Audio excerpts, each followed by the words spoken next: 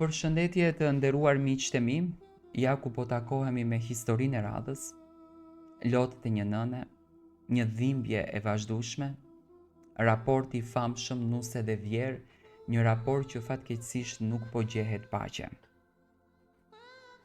Unë jam Mira. Sot do të tregoj historinë që më ndryshoi jetën dhe që më tregoi se brenda disa shtëpive ku ne mendojmë se ka paqe, aty ka ferë. Ferë që ishte krijuar për nënën time, një grua e butë, e qetë, e cila nuk e ngriti zërin kurrë ndaj askujt. Nëna ime u shua nga dhimbja, jo nga një dorë tjetër, por nga ajo që i shkaktoi nusja e djalit të saj, dhe heshtja e vetë djalit në këtë rast. Ky është rrëfimi i një torture të heshtur, dhe dua që çdo njeri që e dëgjon të mos e lër asnjë nën të përfundoj kështu. Kur Mehmeti, vllau im, më njoftoi se do të martohej me Artën, nëna u gëzua aq shumë sa i shkëlqenin syt si ato nëna që mezi prisnin të kenë një vajzë në shtëpi. Do të kem me kë me bisedu, do kem me kë t'i kaloj ditët, thoshte gjithmonë. Dasma u bë e bukur. Arta buzëqeshte, e përqafonte nënën, i sillte kafenë, i qëndronte pranë dhe të gjithë thoshin Mehmeti pas ka bërë një zgjedhje të shkëlqyeshme. Nëna e besoi dhe ndoshta pikërisht kjo, besimi, i shkatroi zemrën më vonë. Vetëm pak javë pas dasmës, gjërat ndryshuan. Arta filloi të tregonte një anë të errët që nuk e kishte zbuluar para dasmës. Një ditë nëna më erdhi në shtëpi me syt pak të skuqur. Mira, kam ardhur shumë shpesh këto ditë. I thash, jo mami, pse? Se Arta tha që unë e pengoj çiftin, që s'jam më e re, që duhet të ri më shumë në dhomën time. Ajo buzëqeshi, por përmes buzëqeshjes kishte frikë. I thash të mos e merrte seriozisht, por do doja t'i kisha kushtuar më shumë rëndësi prej atij momenti. Ishte paralajmërim i parë. Me kohë, Arta filloi që të ndryshonte shumë, të kontrollonte çdo hap të nënës. Mos prek, mos përdor kuzhinën pa më pyetur mua, mos mi prek rrobat si i prish, mos ri shumë në sallon se dua qetësinë. Ti duhet të rish në dhomën tënde. Dhe një ditë nëna i kishte larë një bluzë të Artës dhe ajo shpërtheu. Ti je plak e paftë. Nuk di as të lash, mos më prek asnjë gjë.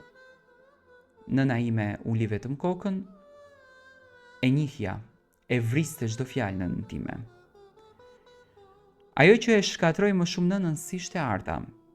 Ishte vllau im, djali i saj. Arta filloi ta manipulonte Mehmetin, çdo ditë ankohej për nënën. Më vëzhgon, s'kam hapësirë, ajo s'më do, na e prish jetën. Dhe Mehmeti i besoi verbërisht.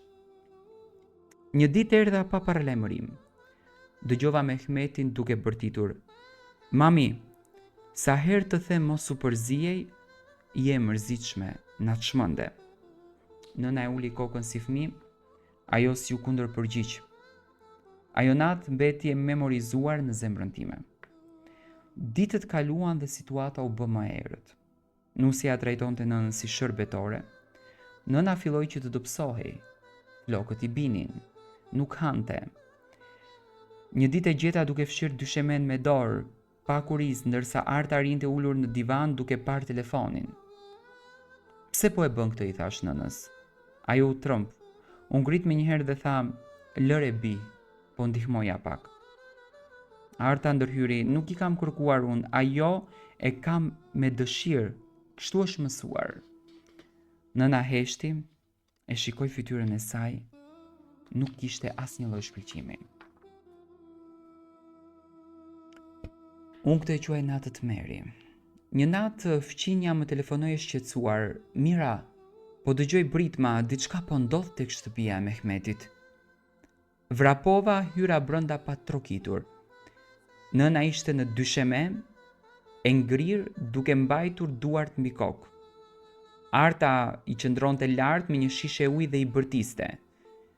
Ti më prish çdo plan, je pa vlerë, nuk të dua në këtë shtëpi. Nëna qante në heshtje me lotë që i rrithnin e nuk i fshinte dot. Ju hodha Artës si guxon, kjo është nëna jon. Arta su trëm fare, vetëm më shikoi në sy të ftohtë dhe më tha, e kam duruar mjaft këtë pleqëri, largojeni. Të nesërmen, Mehmeti erdhi në shtëpinë time. Mira, e merr nënën ti, Arta nuk e duron më. Thash, po ti? Unë s'mund ta humbas gruan, tha. Aty më rabota.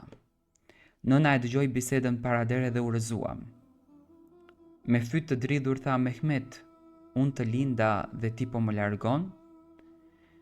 Mehmeti nuk e shikoi më në sy. Nuk kam parë dhimbjen më të madhe të një nëne, më besoni. Nëna erdhi të jetonte me mua, por nuk ishte më e njëjta. Nuk fliste, nuk qeshte, nuk qante me zë, vetëm gjatë natës dëgjoja si përshpëritje. Pse më uren Arta kaq shumë? Pse djali im nuk më mbrojti? Çfarë unë i bëra? Isha aty, por nuk mund të ta shëroja.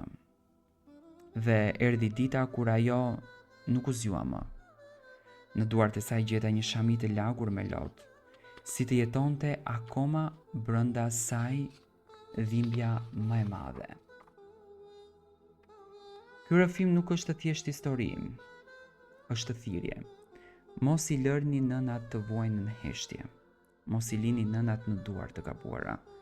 Mos lejoni askënd t'u marrë dinjitetin.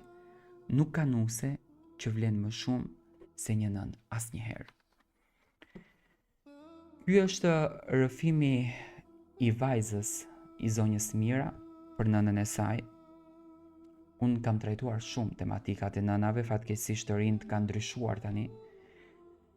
Nuset nuk i duan vjerat, i shikojnë si kuçedra, por unë nuk e di se çfarë dallon epiteti vjerë me epitetin të nënës tënde. Nënën e vet e don, e respekton, nëna e vet është më e mira, është më e dashura, është më e ëmbla, është më paqësorja. Ndërsa kur vjet e vjera shikon si një kuçedër dhe haron që edhe ajo është nën. Në fund të ditës, nuk është krim. Andaj dëshiroj që nëpërmjet kësaj historie të çoj një mesazh në këtyre nuseve të reja, duke ju thënë që burrat nuk i gjetet në jetimore, edhe në jetimore po t'i gjeni, duhet keni një lloj kulture. Burrat duhet i respektoni, familjet e tyre duhet i respektoni, sepse vetëm duke respektuar mund të jeni të lumtura.